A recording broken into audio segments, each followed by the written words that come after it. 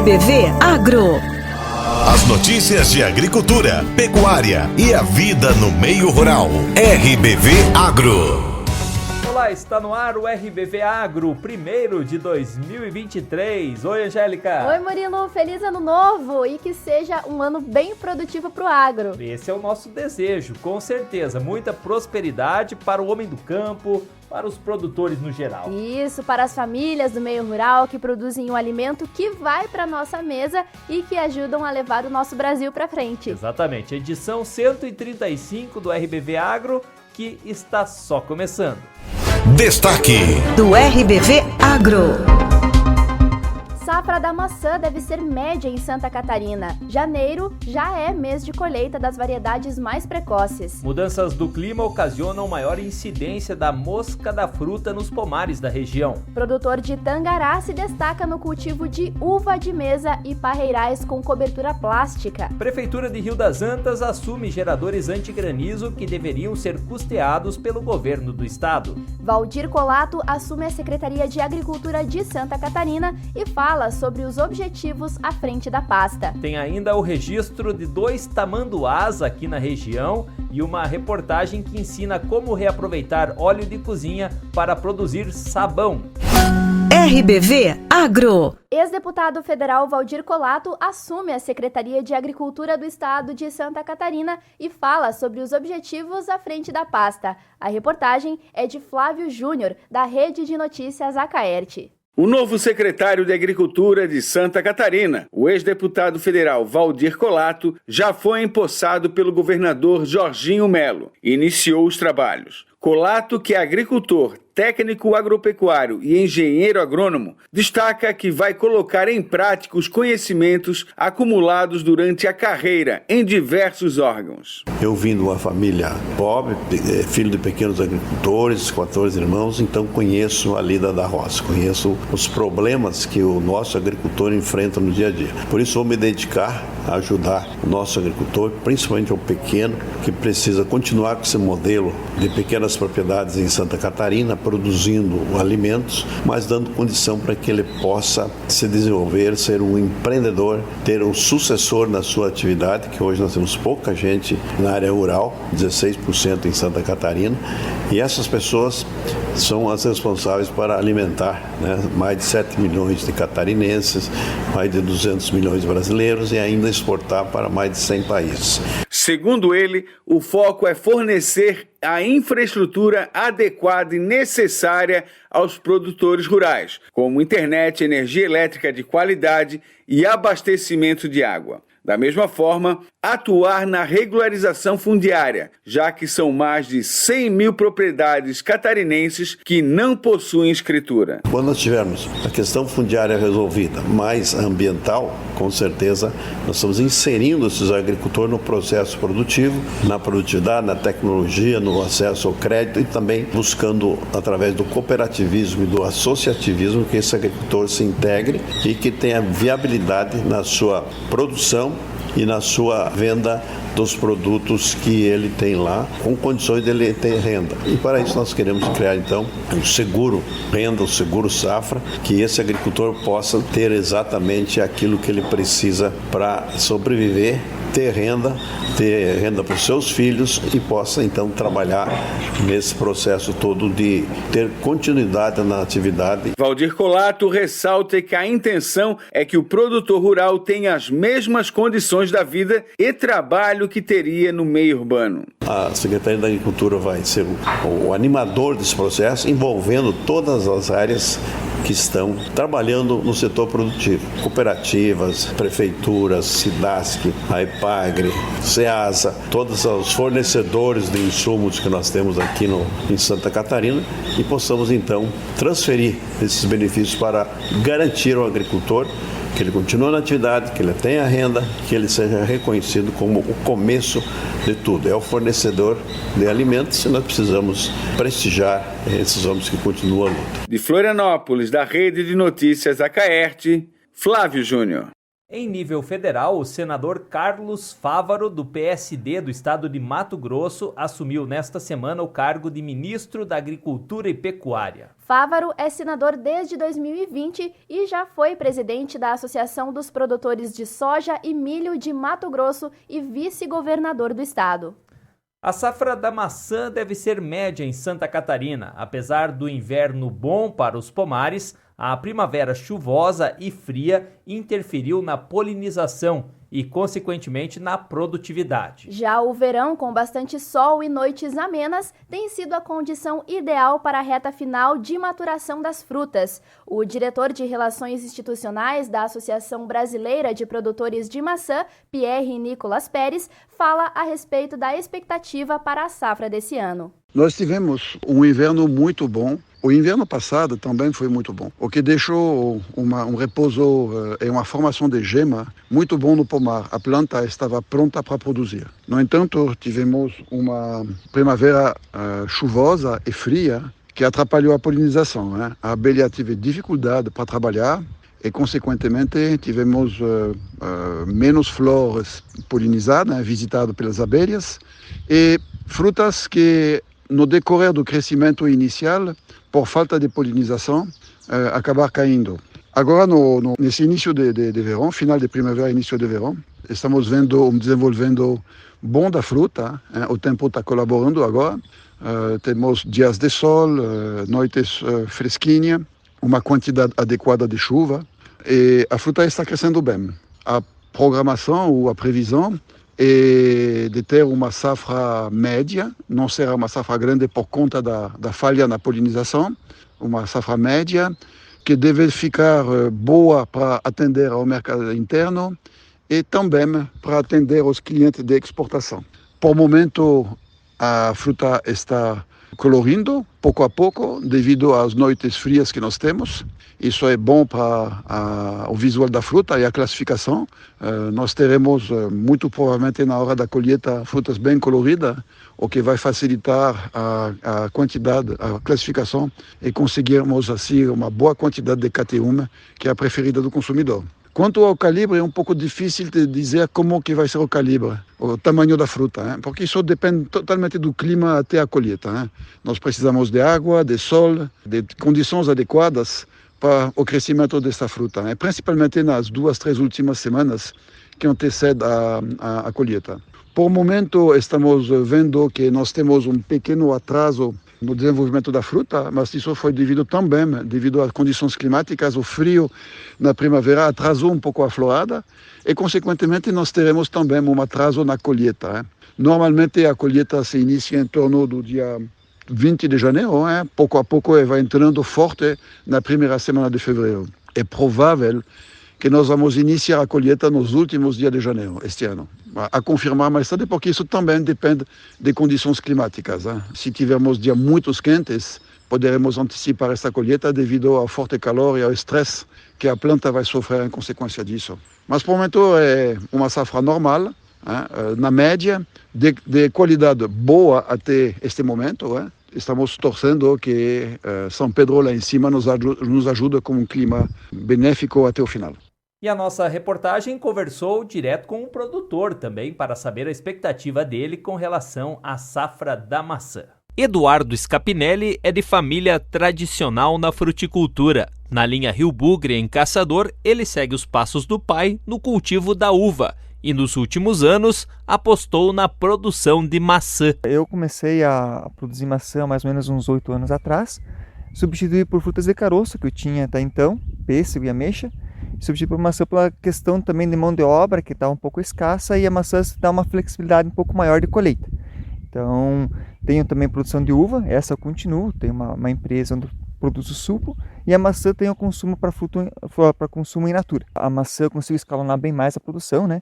Tem uma saída muito boa, então eu começo com algumas variedades mais precoces, né? Que já estamos a partir desse momento começar a colher, e também tem umas mais tardias que eu consigo colher depois da uva. Segundo Scapinelli, a safra da maçã deste ano, no geral, pode ser considerada média, mas essa projeção muda dependendo da variedade. As variedades precoces, como eu tenho aqui a Condessa e a Castelgala, elas estão com uma qualidade e uma quantidade muito boa. Já as quanto mais tardias estão com menos carga. Eu tenho aí as variedades da Epagre como Mona Lisa, tenho a Isadora, elas estão com média a pouca carga. A gente acredita que seja pela questão do clima, né, que dificultou um pouco na florada e a gente tem essas variedades menos frutas do que as precoces. Esse ano foi um ano atípico, ou seja, vários fatores climáticos. Gostaria que você listasse aí os principais que interferiram na produção da maçã. Então, primeiramente, foi aquelas geadas precoces que já estragou com algumas floradas, né, na maçã.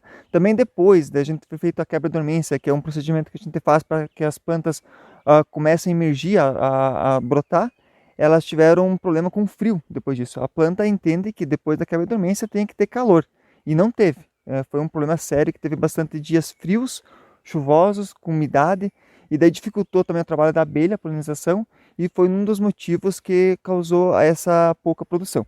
Principalmente nas variedades mais tardias. Isso, realmente. As variedades mais precoces, né, essas conseguiram ter uma janela de sol e de temperatura melhores, então conseguiu ter uma produção melhor. Em fase final de maturação, as maçãs mais precoces já começam a ser colhidas no início de janeiro. Elas já estão praticamente prontas a partir da semana que vem, então na segunda, terceira semana de janeiro a gente começa a colher, e nessa variedade vai até primeira semana, no máximo segunda semana de fevereiro. E as outras começam a partir de fevereiro, né? E para onde vai essa maçã, Eduardo? Essa minha maçã vai para... tem uns compradores que mandam para São Paulo, Paraná e também uma parte de Santa Catarina. E de lá para o Brasil inteiro? Isso, normalmente são carregadores que levam para alguns mercados, supermercados, Ceasa. Então ela distribui para o Brasil, né, todo. Hein? Com relação a preço, qual é a perspectiva esse ano? A gente está com uma perspectiva muito boa. Até porque o ano passado, as variedades mais tardias, como Fuji, por exemplo, tiveram uma carga muito baixa, né? Abaixo do esperado. Então, as câmeras frias, né, que armazenam essas frutas, estão com estoque muito baixo, então tem pouca fruta no mercado. Então, a tendência é ter um preço muito bom aqui na saída. E, claro, que a tendência quando começar as outras regiões que tenham mais maçã dar uma baixada, mas aí a perspectiva é um preço melhor do que os outros anos. Um alívio para o produtor, porque o custo de produção está muito alto ultimamente, né? Sim, por questão climática, né? Todas essas decorrências aconteceram, muita chuva, questão de mosca da fruta, que teve um problema de ataque muito sério para todas as frutas. E aí precisa controlar. Isso, infelizmente precisamos de controlar, então isso aumenta o custo. E aí também tem todas as outras questões, né? Aumento de combustível, aumento dos insumos, adubo. Teve um elevado muito grande na questão do preço. Com 3 hectares de maçã, Scapinelli espera colher esse ano 90 toneladas da fruta. Ele acredita que com o avanço da pesquisa e novas variedades surgindo, a maçã pode ser uma alternativa rentável a mais produtores. Principalmente com essas variedades novas, né, com a Epagre, elas são mais adaptadas aqui para a região. Então, por exemplo, a Condessa, uma variedade mais antiga, lançada pela Epagre, mas se adaptou muito bem à nossa região. Tendo como a Luísa, a Mona Lisa, a Isadora, são variedades que se adaptaram muito bem à nossa região, que é um pouco mais quente que Fraiburgo, que São Joaquim, mas produzem frutos de muito boa qualidade. O mercado tem gostado também pela característica de sabor dela, né? Sim, principalmente cor, sabor, são diferenciados, né? O consumidor está gostando. Que pena que vai demorar um pouco para o consumidor chegar a saber que essa maçã que tem um sabor diferenciado é uma variedade diferente de uma Gala e Fuji, né? Hoje ainda o consumidor ainda chega a ver no mercado só simplesmente Gala e Fuji.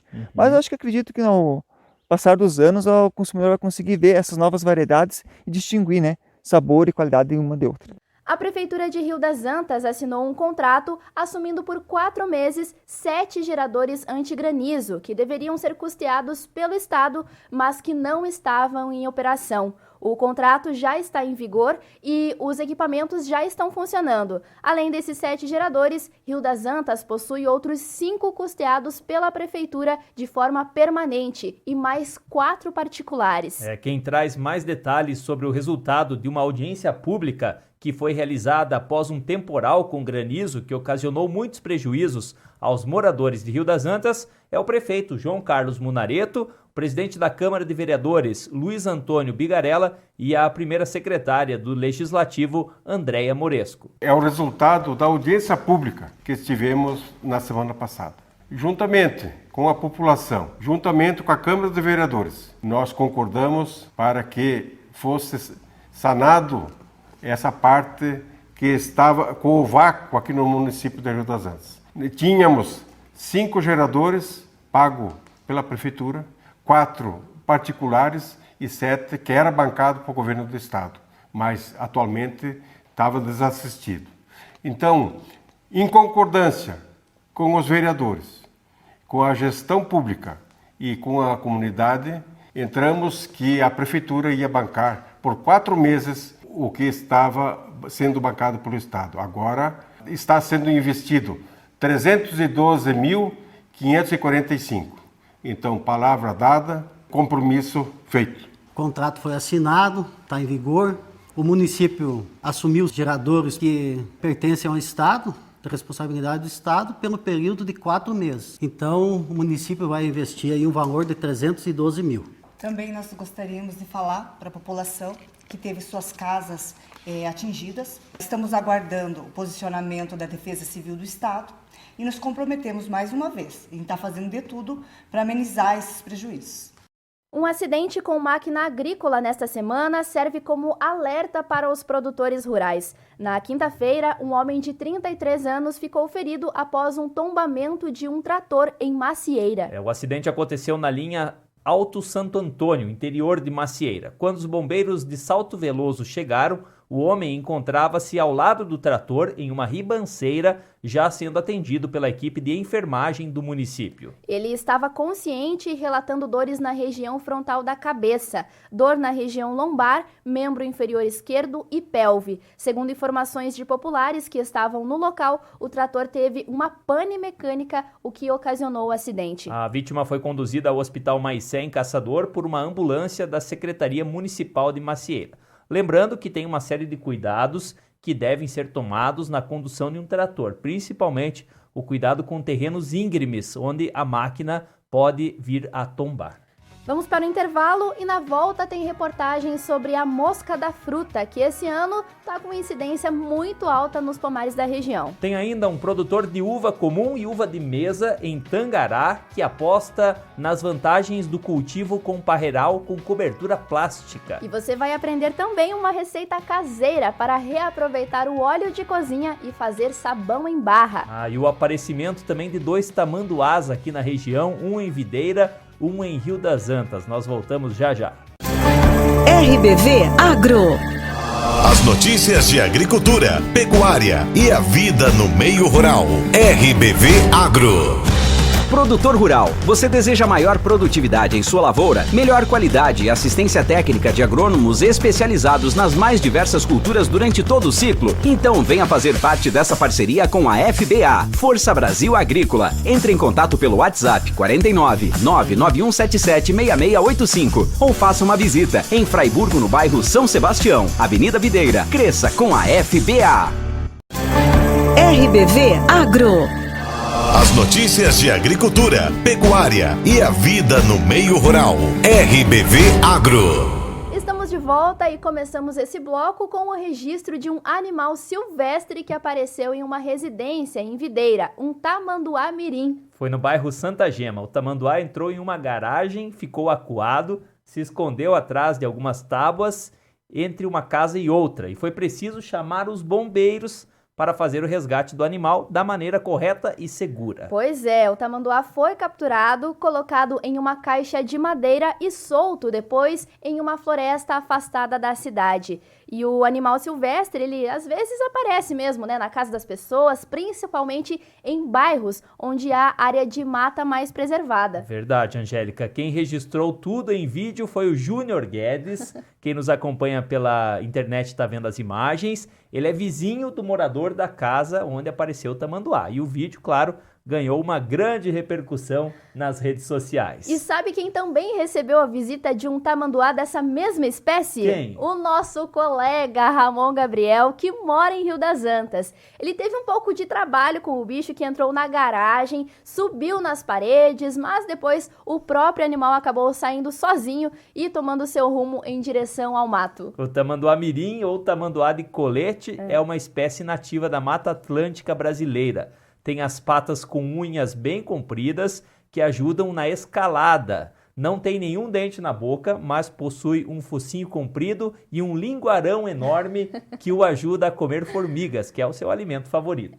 São 4 espécies de tamanduá no mundo todo. Uma delas é o tamanduá bandeira, que é o maior e ameaçado de extinção, inclusive, e o tamanduá mirim, ele é o menor e está presente em toda a América do Sul. A gente fica, por um lado, feliz de saber que os animais silvestres estão por aí, mas preocupados também por outro lado, porque se eles estão vindo para a cidade, é porque não estão encontrando alimento nas áreas de mata que estão cada vez menos preservadas. RBV Agro.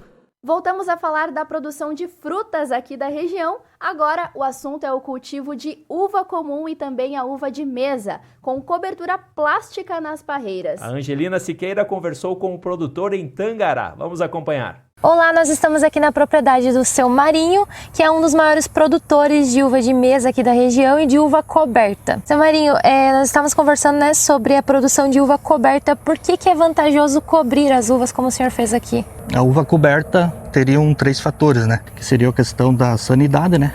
Uns cachos bem firme, né? A doçura também aumentaria de 2 a 3 graus rubriques a doçura dessa uva, comparado com parreiral convencional, né? E a questão de prolongamento de colheita também. Então uma uva dessa, se ela tiver madura hoje, eu posso prolongar ela para 40 ou 50 dias para frente, né?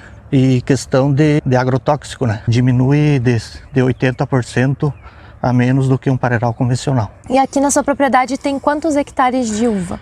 Aqui de coberta tem 2 hectares e tem mais 2 hectares descoberta, né? E daí desses hectares cobertos, o senhor tem variedades, né? Tem variedades, tem a Niágara rosada e a Niágara branca, que seria uva comum, né? E a Rainha Itália e a Itália Rubi, que seriam uvas de mesa. E essas uvas do senhor, elas são entregues aonde? São vendidas para quem? Na verdade, o pessoal as de mesa vem pegar na casa, né? É muito pouca que é vendida fora, né? Em questão aí de mercadinhos, né? E no caso, as uvas comuns, alguma coisa vai fora pro estado aí. Mas a maioria é vendida aqui no parreiral mesmo. Esse ano, na uva comum, que seria a Niágara, eu acredito que ela mesmo estando coberta, vai dar uma queda aí de 20% a menos comparando com a safra anterior. E na uva de mesa, que seria as Itália aí, até 50% a menos do ano passado, né? É uma quebra bastante significativa, né? Comparando um ano com outro. E qual que é a motivação dessa quebra, assim, intempéries do tempo? Sim, foi a questão de frios tardio, fora da época, né? E a questão maior foi o excesso de chuva na florada. Ela ficou o cacho menor que o ano passado, menos cacho por planta, e também ela ralhou, ficou bastante cachinho defeitoso, né?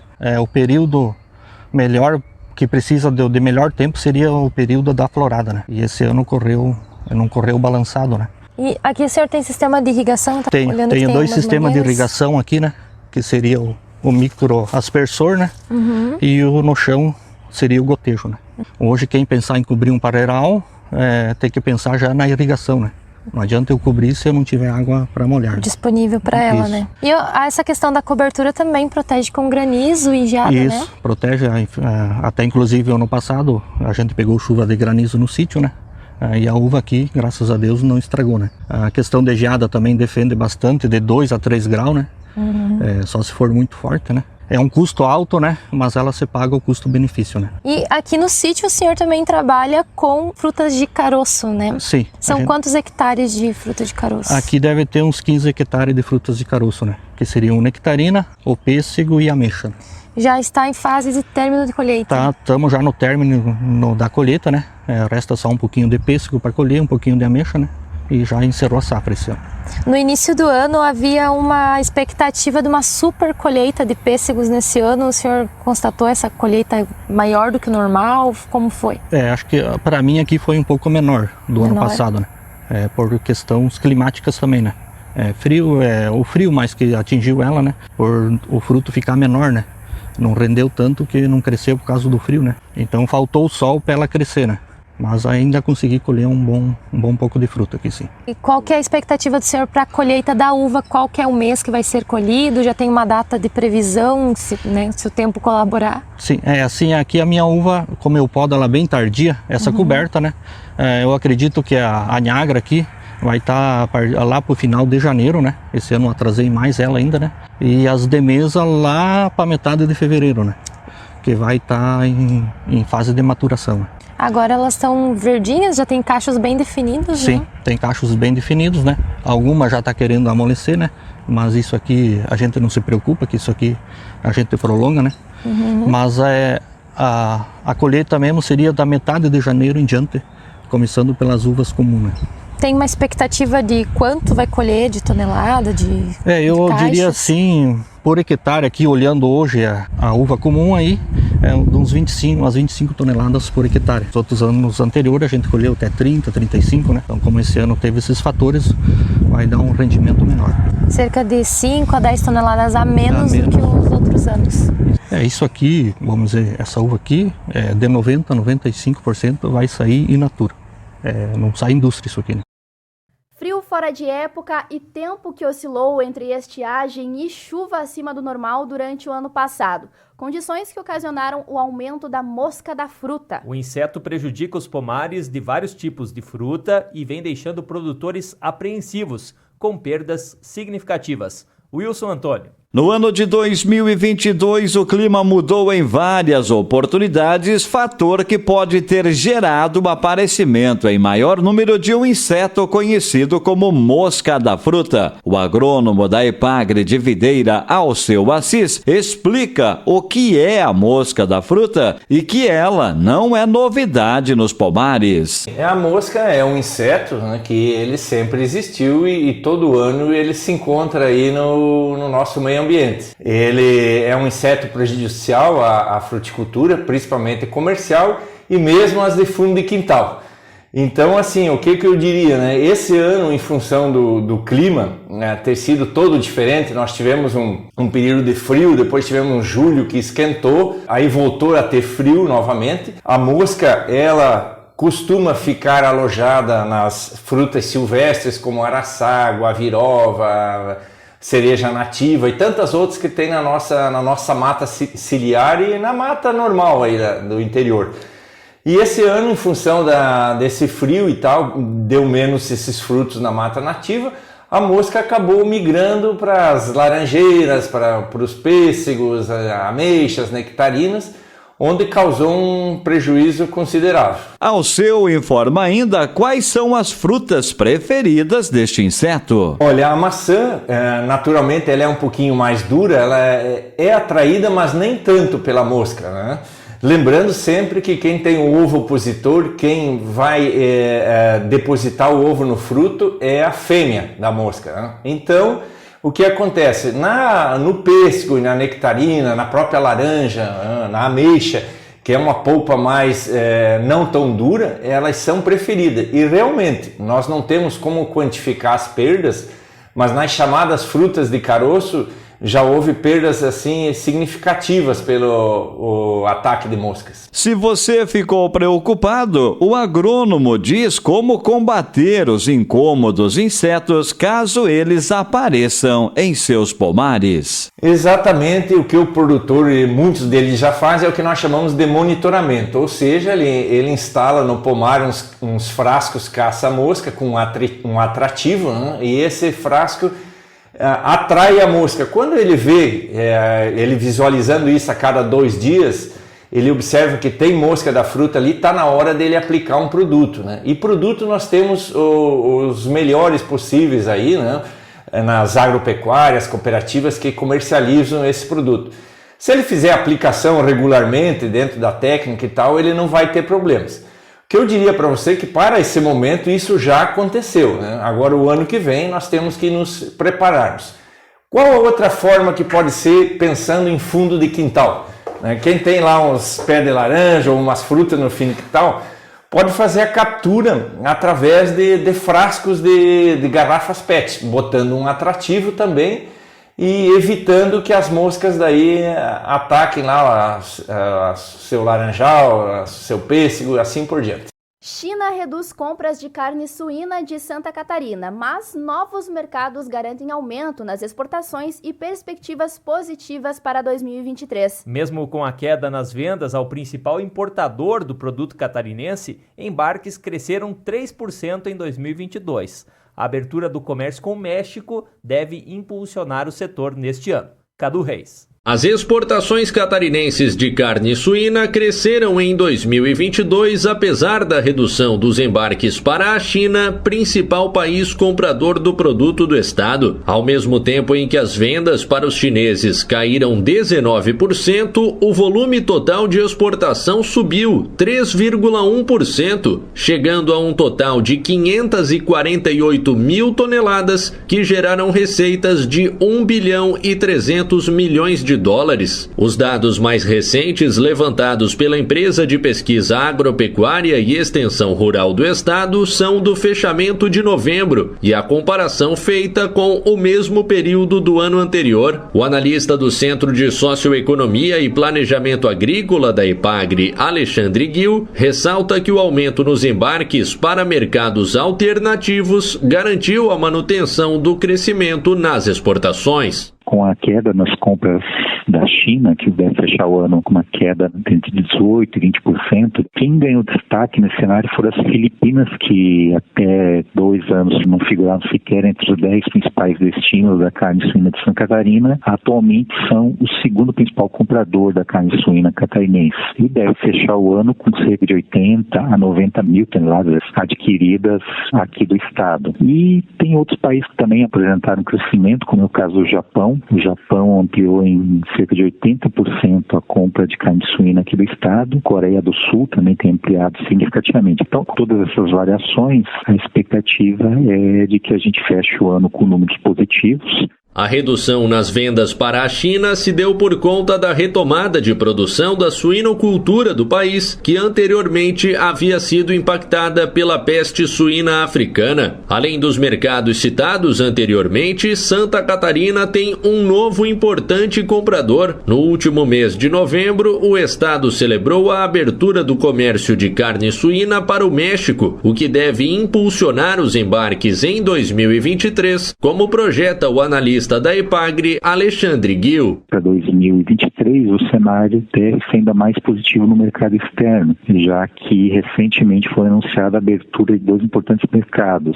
que são o Canadá e o México. Estão entre os principais consumidores mundiais de carne suína, principalmente o México. O México é também o 3º principal importador de carne suína do mundo e até recentemente comprava carne suína basicamente dos Estados Unidos. Depois de muitos e muitos anos de negociação, o Brasil conseguiu abrir esse mercado para a carne suína brasileira e especial para a carne suína de Santa Catarina. Nesse primeiro momento é o único estado habilitado a vender carne suína para aquele país e isso deve, ao longo de 2023, melhorar ainda mais as exportações e garantir um crescimento das exportações ainda mais significativo. Maior produtor de carne suína do Brasil, o estado de Santa Catarina respondeu por cerca de 55% das exportações e 56% das receitas brasileiras com o comércio exterior do produto em 2022. De Florianópolis, da Rede de Notícias Acaerte, Cadu Reis.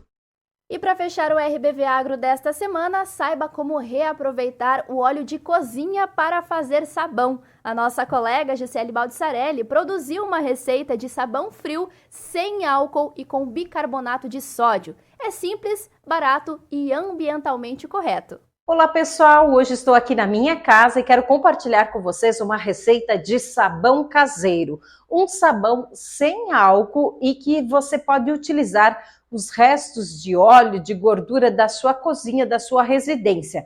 Gosto muito dessa receita porque ela é muito barata. Você pode reutilizar o óleo utilizado na sua cozinha que iria para o meio ambiente e geraria aí problemas ambientais, especialmente com a água. E em segundo lugar, eu gosto muito porque eu tenho uma certa alergia aos detergentes. Então eu não posso utilizar detergente para lavar louça, para fazer limpeza na casa, porque acaba ressecando a minha mão e rachando toda ela e consequentemente também doendo. Então quando eu utilizo sabão, seja esse sabão que nós vamos fazer hoje, ou aquele sabão também conhecido de álcool, eu não tenho problema nenhum. Peço que você pegue seu celular ou um papel e uma caneta para poder anotar os ingredientes que são necessários para você fazer o sabão. Então você vai precisar de 6 litros de gordura utilizada, 1,5 litro de água na temperatura ambiente,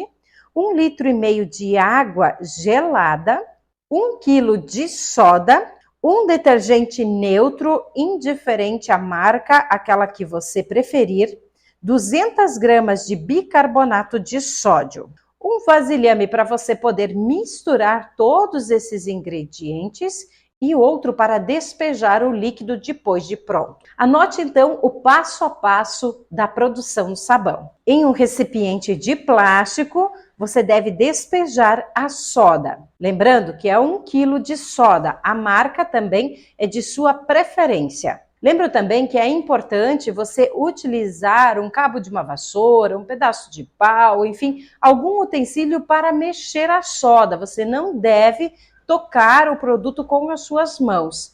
Também é muito importante você utilizar uma máscara para proteger a sua respiração, porque a soda ela é tóxica e você pode sofrer algum problema em função desse produto. Na sequência, você mistura na soda 1,5 litro de água na temperatura ambiente. Mexa muito bem até dissolver todo o produto, toda a soda. Em seguida, você coloque no recipiente os 6 litros de gordura usada. É importante também filtrar, peneirar essa gordura. Caso você não tenha feito, como no meu caso, deixe no final o restinho da gordura, onde fica os restos de fritura, enfim, de alimentos. Também, agora você mexe bastante até misturar totalmente a soda, a água e também a gordura. O próximo passo da receita é você misturar o detergente. Lembrando que o detergente é da marca que você quiser. Você mistura até você perceber que todo o material foi incorporado. O próximo passo é você utilizar o bicarbonato. A dica aqui é que você dissolva em um pouco de água gelada para facilitar também a incorporação dele junto a todo o material que nós já estamos misturando. Por fim, nós vamos colocar o restante da água gelada e vamos mexer. Vamos mexer aqui por volta de 6 a 7 minutos constantemente. Depois de despejar na forma, é necessário aguardar 24 horas para desenformar. Passado esse período, o sabão vai apresentar consistência firme e já pode ser cortado. Deixe ele por alguns dias sob papelão para que possa ficar bem seco. Depois, guarde em um local protegido da umidade. Indicamos que o produto pode ser usado em até 2 anos. Você poderá utilizar o sabão para lavar roupas, louças, fazer limpeza da casa, enfim, para o que você quiser. E ficou show de bola o sabão da Jussiele. Eu ganhei um e já usei lá em casa, Angélica. Olha, aí sim, hein? E quem quiser fazer em casa depois, manda uma mensagem pra gente contando como que ficou, se deu certo essa receita. Os ingredientes e o modo de preparo estão na matéria, que você pode ver e rever quantas vezes quiser no nosso YouTube, no Facebook e também no portal rbv.com.br. Ufa! Quanto assunto, hein? Muitos, né? Rendeu! Fechamos aqui a edição dessa semana do nosso RBV Agro. Fechamos sim. Até semana que vem, pessoal, com mais um programa. Bom fim de... Bom fim de, pessoal. Até mais. Tchau. RBV Agro. As notícias de agricultura, pecuária e a vida no meio rural. RBV Agro.